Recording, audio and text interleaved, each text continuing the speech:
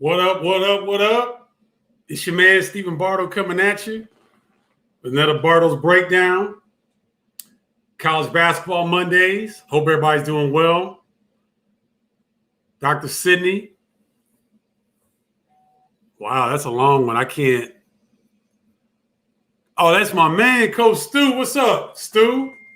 Bro, I didn't know you got sick like that, man. I'm hoping you're doing better, man. Love you, bro. Hey, I'm going to hit you after this. I just heard today. Hope you're feeling, bro. Hope you're feeling better. Glad you're on here, man. Great to see you, Gage Spigler. Thanks for the support. Always appreciate you coming on. We're going to get into a little College Basketball Mondays and want to talk about what's coming up this week. So, everybody's trying to work around COVID, trying to figure out, how to schedule games. The Big Ten Conference had 4 games postponed this weekend due to COVID issues. And so, I tip my hat to college basketball and what they're trying to do. They're trying to work around it. They're trying to be as safe as possible. I think, some of the announcements that we've heard with the NCAA really trying to be kind of transparent with what they're doing with the tournament to get the tournament done, I think is a great thing. So even though we've had these postponements, I think they're doing the best they can. And teams are trying to reschedule and do the best that they can. So with that being said, let's get into it. The games this week, ACC Big Ten challenges this week. Also, you've got some Big East, Big 12 challenges this week. So the games I've highlighted, tomorrow, number 8 Kansas at number 8 Creighton is at number 5 Kansas. That's a great game. The Creighton Blue Jays, Marcus Zegarowski. He's not a household name, but he should be. Marcus Zegarowski, guard from Creighton, can play, y'all, can go get it off the bounce, can shoot the three. Creighton's got a fun team. They get up and down. They space you out. They bang you from the three. Surprisingly good on defense. This would be a really good matchup between two upper echelon teams. Obviously, Kansas is a blue blood, but Creighton has done extremely well since they've been in the Big East Conference. So that's one to watch out for. Creighton, number 8 in the country, at number 5, Kansas. The next game, number 16, North Carolina, visits number 3, Iowa Hawkeyes. This is a great matchup. Here's why. UNC typically has one of the top front courts in the nation. Roy Williams does a fantastic job of recruiting bigs. The Tar Heels front line is as formidable as any in the country. So Luka Garza could be back-to-back player of the year. He's the best player in the country. He's going to get tested. This is going to be fun. What's up? What's up, Kevin? Kevin, good to see you, man. B Daddy Bates, what's good? The Gifted One, what's happening? Good to see you on here.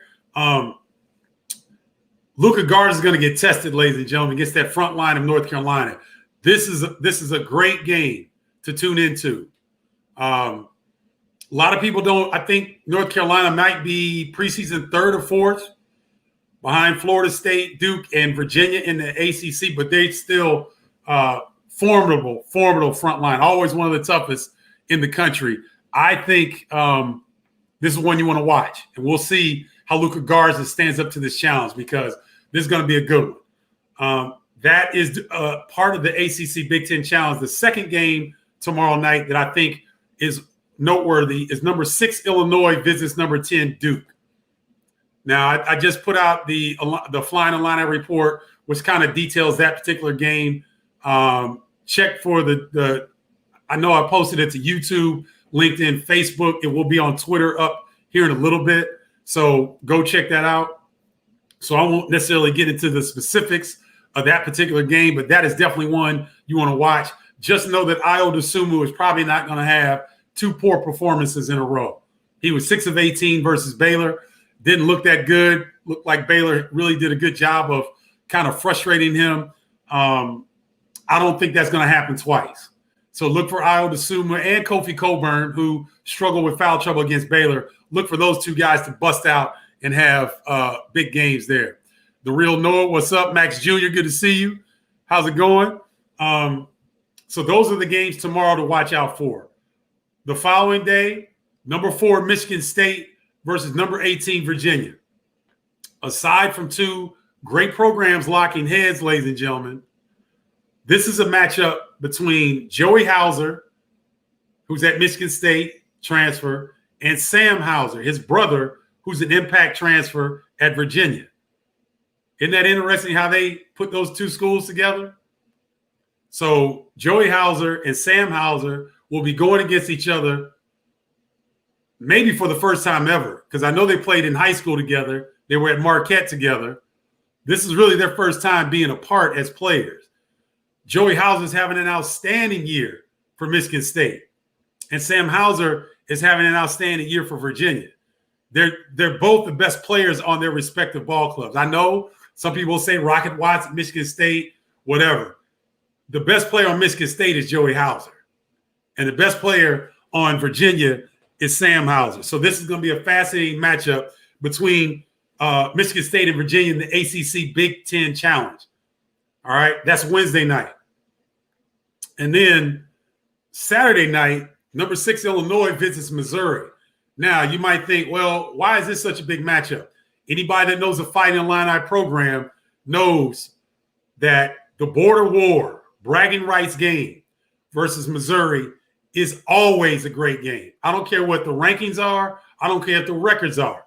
Ironically, Missouri, I believe this is the first time they've been 3-0. Maybe in 12 years, 13 years. I believe this is the first time they started this quickly in a season in about 13 years. So the Missouri, and this is the fun stuff. Mark Smith started his career at Illinois, and he's balling for Missouri now. There's a couple of impact players from Missouri that were Illini recruiting targets. So there's always a lot of, not bad blood, because I don't ever see Xavier Cincinnati fights breaking out at the Illinois-Missouri games, even though they're probably fighting in the stands, because they used to when we played. There would be cigarette smoke, stale smell of Busch beer, rats running around the old Kiel Auditorium. It was great, man. It was great. So anywhere that game is played, it's usually played in St. Louis. For COVID reasons, they did a coin flip. Missouri won the coin toss, so the game will be in Columbia. But I don't care. That thing could be outside at LeClaire Courts up here in Chicago. Doesn't matter. It's going to be a hell of a game. So tune in for that.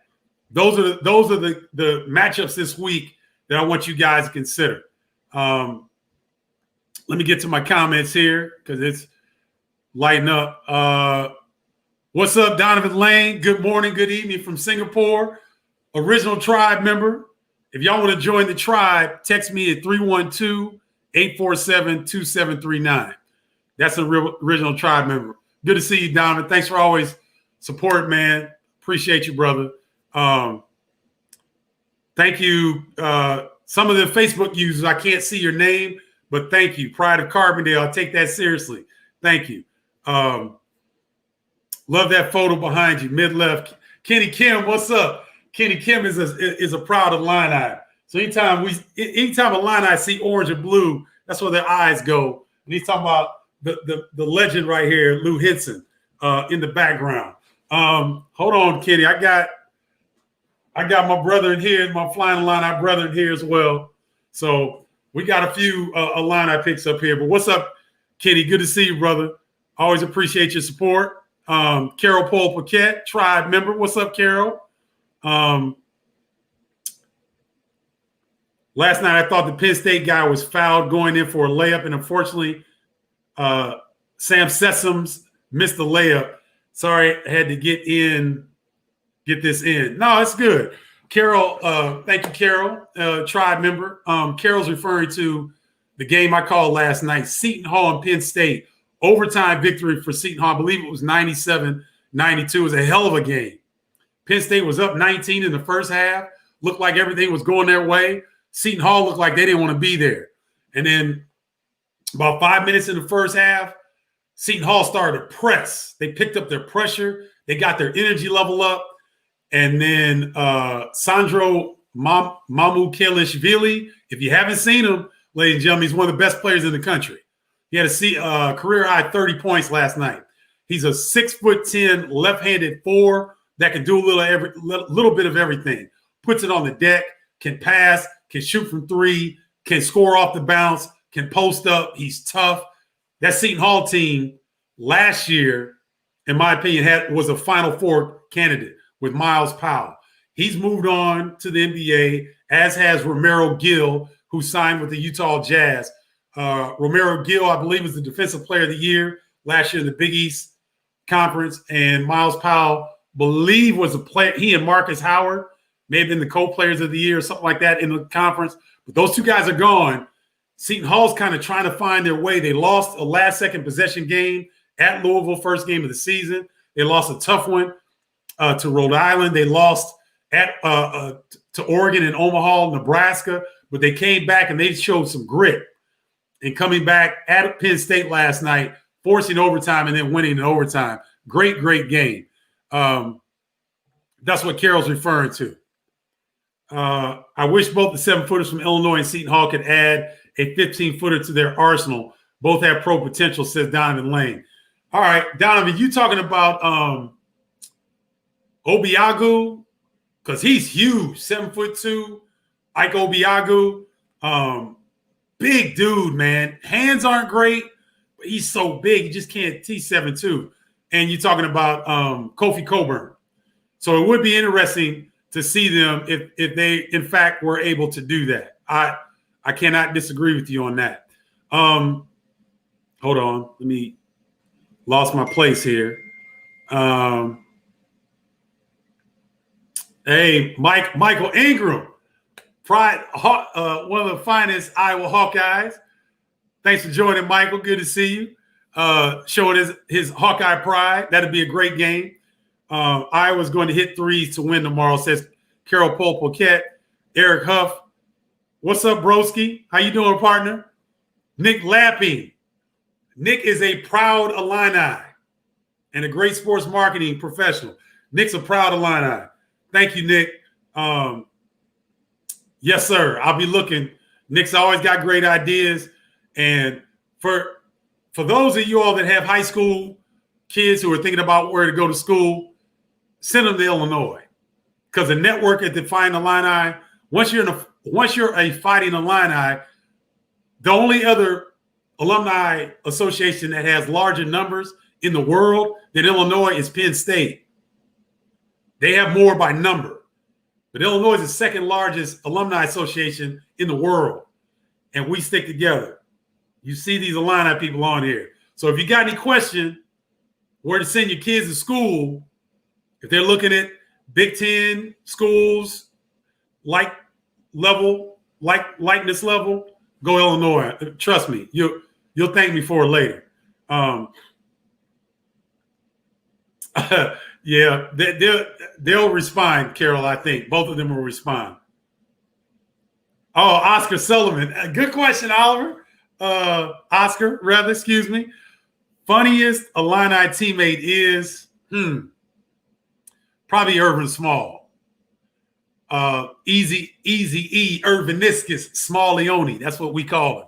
Big Easy E is probably the funniest because he's naturally gregarious, funny, outgoing. We got some clowns, but I think E is funny. Marcus Liberty is sneaky funny too. He's a funny dude. Might be the kindest guy you'll ever meet in your life. Larry Stewart, Coach Larry Stewart knows what I'm talking about. Anybody that knows Marcus Liberty, he might be the nicest human being you've ever met. But he's funny, and he's funny. So hope that answered your question, Oscar. That's a great question, though. I haven't been asked that one. Penn State coach will be pulling his hair out after those last 4 possessions in regulation last night. Jeremy, good call. Here's the thing. Pat Chambers set up that Penn State program through recruiting heavily Philadelphia kids. He got some D.C. guys. Miles Dredd is a D.C. kid, but a lot of those guys are Philly guys. And the way they set up their program is like, guys, if you come here, we're going to let you ball. We're going to let you go. And so their players, Seth Lundy, Sam Sessoms, who is a impact transfer from Binghamton, but he's a Philly dude, tough, shorter guy, but he's tough as hell. Isaiah Brockington, I believe, is a Philly kid. So these guys in the Penn State system, for the first 35 minutes, they're coming downhill at you. And that works for the first 35 minutes. But in the last 5 minutes of the game, the same decision-making that you would make to take a quick contested three that's not the best decision in the last 5 minutes of the game. And that's one of the things I've seen Penn State struggle with for years, is their players making the right decisions in the latter portions of the game. And I think you saw it come up last night. So good call on that, Jeremy. Eric Huff, border wars, baby. See, the Missouri and Illini people know. Oh, my goodness. This is my man, ladies and gentlemen. Follow this man, Mark Adams.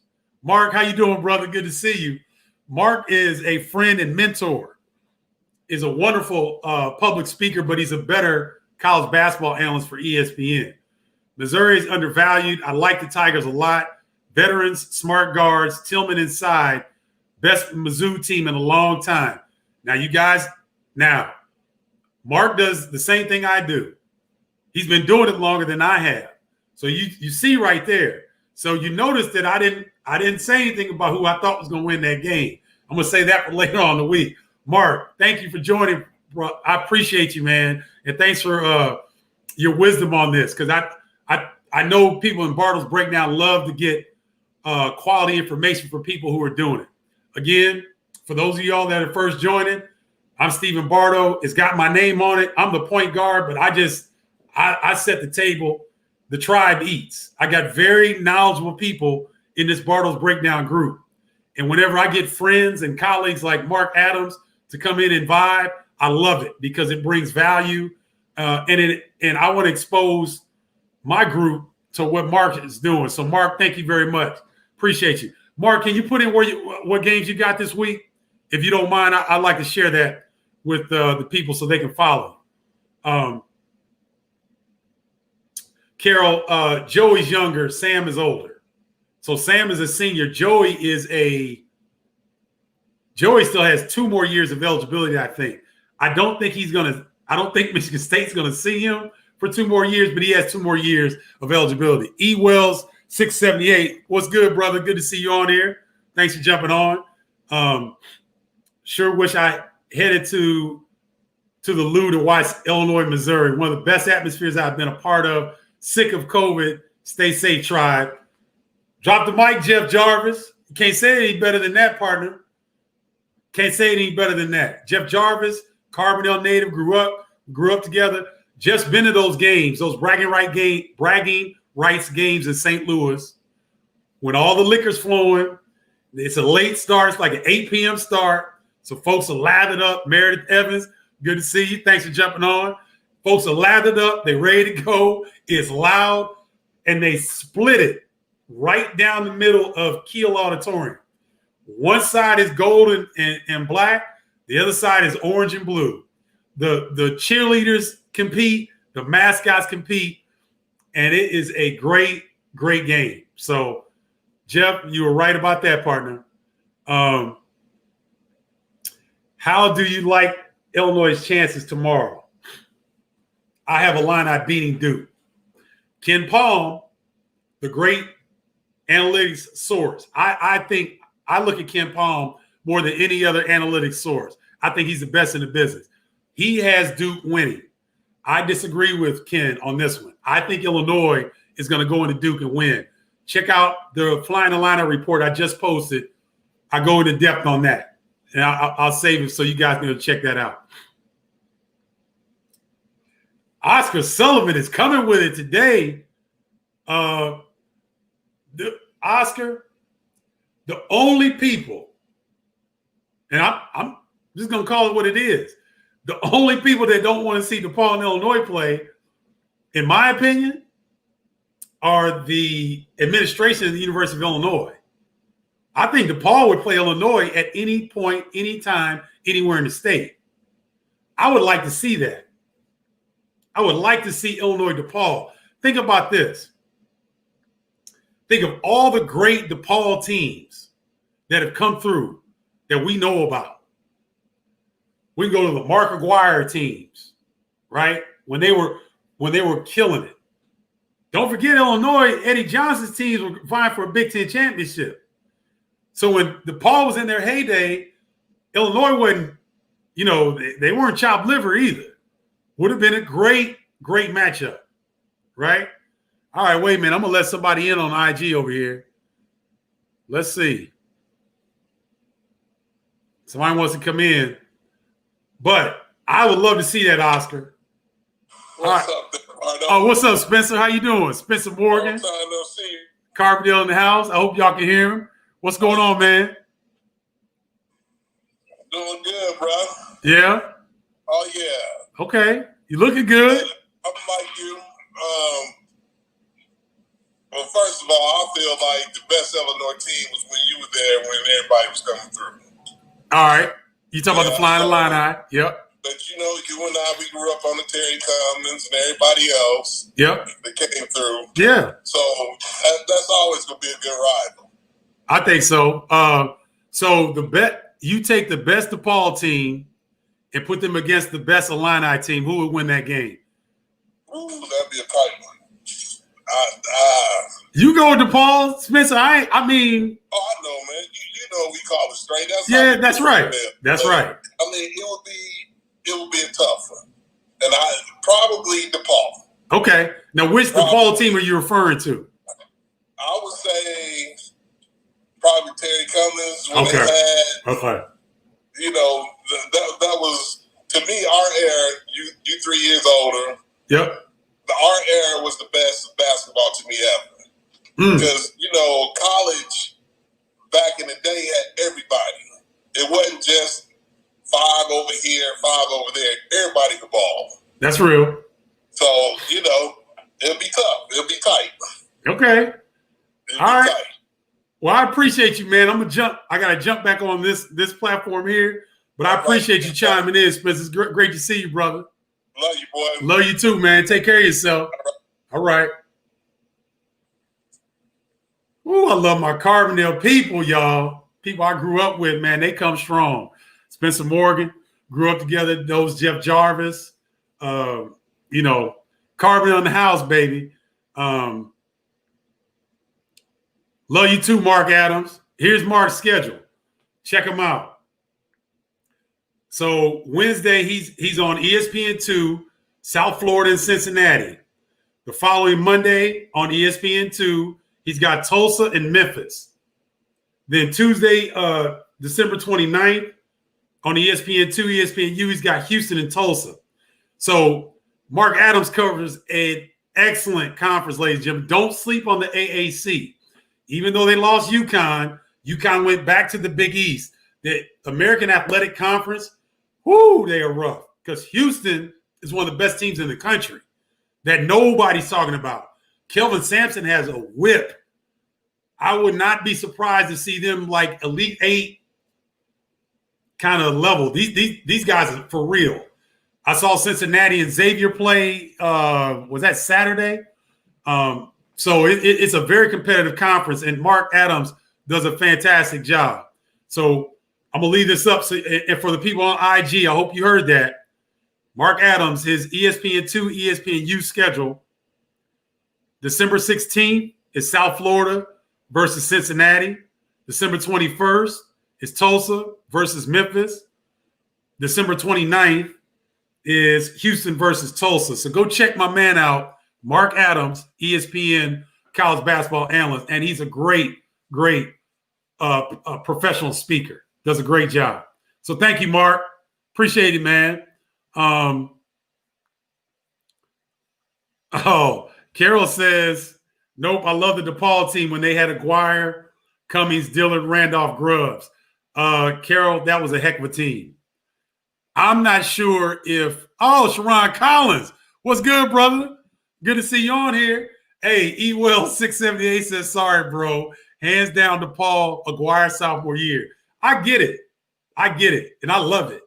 Y'all, listen, I like when people have strong opinions that differ from mine. That's what makes the show. right? Y'all, I don't get mad at because I respect everybody's opinion. And I hope y'all respect mine. Could we beat the DePaul team? That team? I don't think so either. And my teammates will be mad as hell. They heard me say that. But I'm kicking it real, y'all.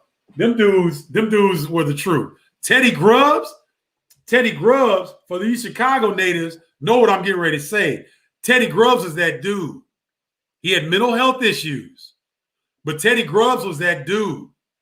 He was a killer. He was the same size as Terry Cummings, and I think he was more skilled than Terry Cummings.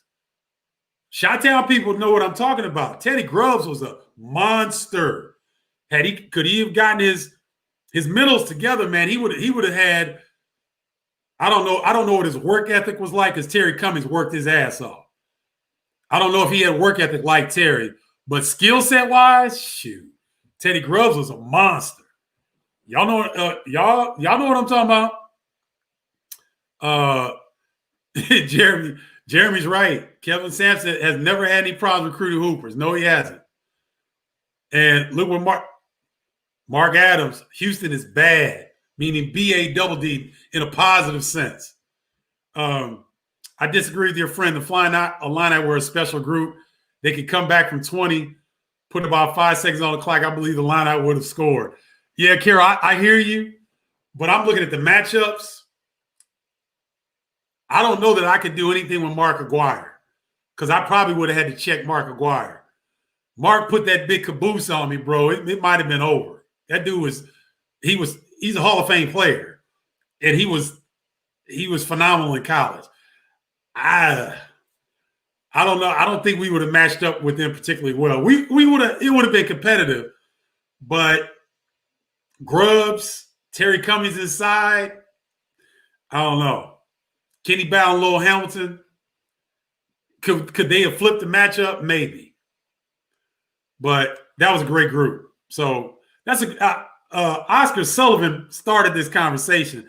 Oscar, thank you, because we need to have some more of that conversation about DePaul and Illinois, and we need to get a groundswell together so that these two programs can come together. New AD at DePaul, Peavy, and Josh Whitman at Illinois. They need to come together and sit down and make this happen. Because at this juncture, everybody's on television. There's no real advantage to avoiding an in-state opponent that has as much history as DePaul. Can you all imagine what, even if the game was played down the street from where I live at the Wintrust Arena, 10,000 seat venue, man, that joint would be packed. Yes, you could do it at the United Center, or is that what it's still called? I don't know. But yeah, you could do it there. But do a home and home. One time, start out at Wintrust Arena. Dude, Illinois and DePaul at Wintrust Arena. Man, please. That would be so lit. I'm telling you, we got to make that happen. So if any of you all know ex-DePaul players, please encourage them to watch Bardo's breakdown or get a hold of me, because I want to get them on the show. I want to talk to them. I want to get, we're Illini heavy, obviously, because I'm Illini, but I want some DePaul love.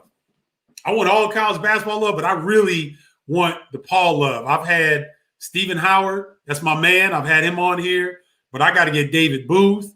I got to get QP. He might be too big with the Knuckleheads podcast because they blew up. He might be too big for me, but I'm still going to ask.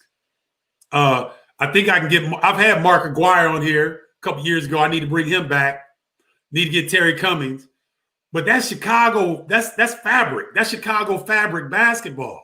We need to see that. We need to do that. So thank you, Oscar Sullivan. You the man today. You the MVP.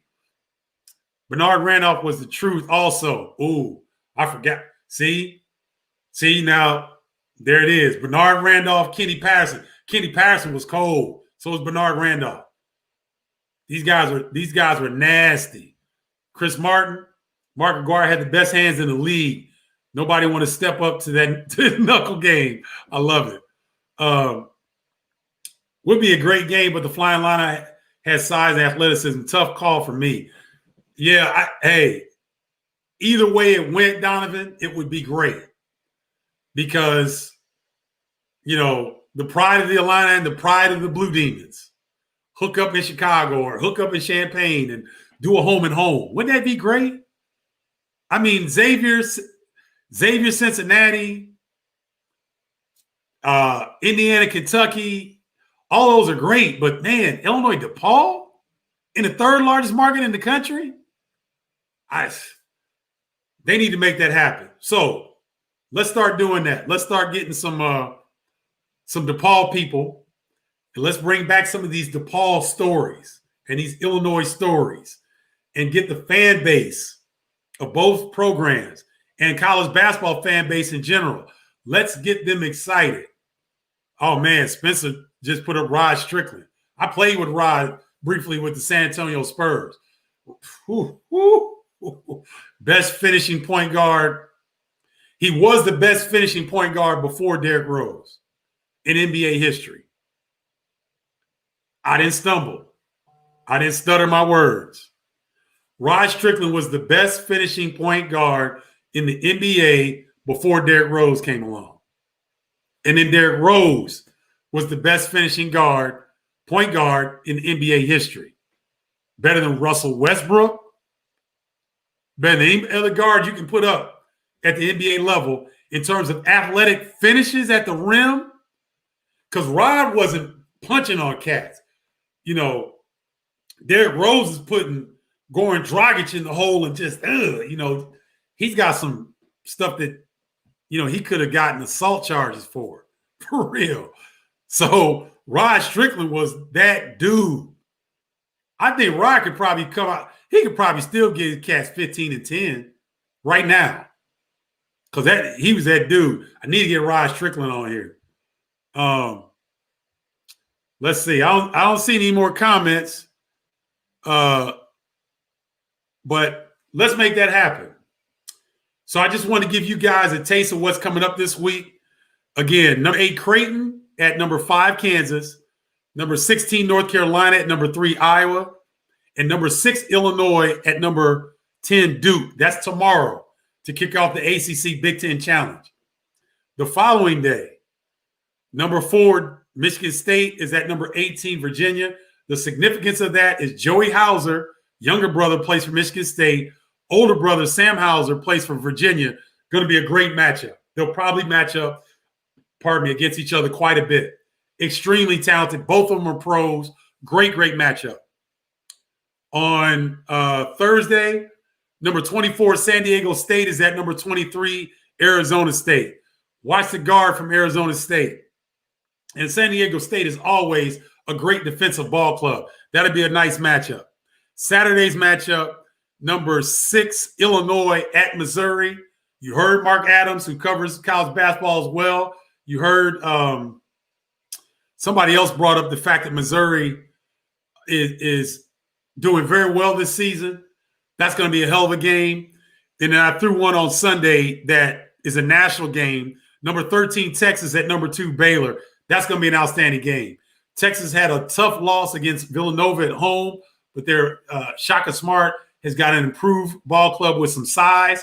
They should match up fairly well with Baylor. That ought to be a good one. So that'll do it for this edition of Bardo's Breakdown. Thank you so much, IG. Thank you so much, Facebook, Periscope, and YouTube. Thank you, guys. Appreciate you. Stay safe. COVID is still raging. We're not out of this yet, but be patient.